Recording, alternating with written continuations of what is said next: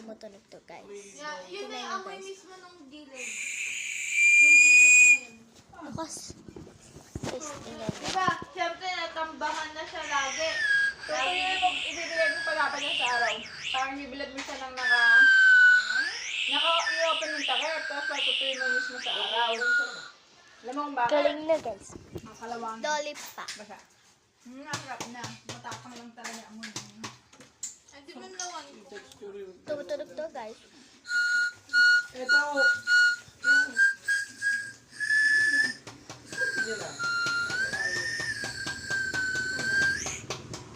Astig to, guys.